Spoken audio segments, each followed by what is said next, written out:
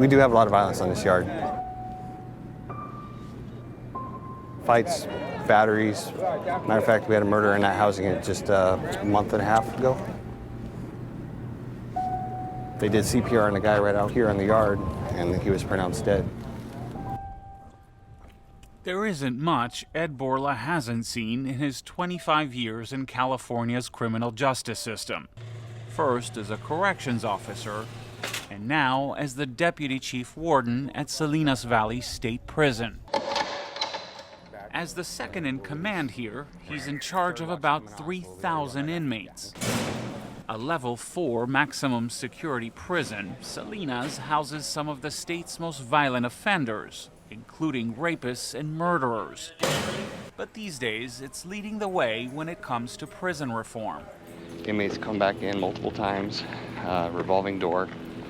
So we got to end that. All right, I was worried about you. For decades, the American prison system has been focused on punishment and deterrence. But now, Borla says, it's going through a sea change. I forget when it was, the 80s, when we did lock them all up and throw away the key. And then over time, we learned that that wasn't working. While the U.S. has 5% of the world's population, it has 25% of its prisoners. The cost to taxpayers, $80 billion a year, which is why Borla and his team are testing out an approach used in Norway, where the recidivism or relapse rate is at 20%, compared to about 75% in the U.S. We're a pilot program for it, and it's just basically inserting humanity into the prison system. The idea is simple. The punishment should be the loss of freedom, not the loss of dignity. One of the biggest changes, using prisoners' names rather than calling them inmates.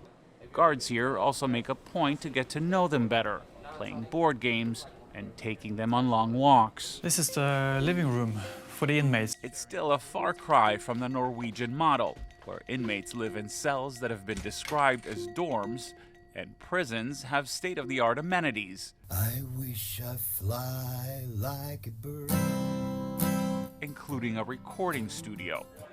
There are no plans for anything like that here anytime soon. The program is still in its infancy.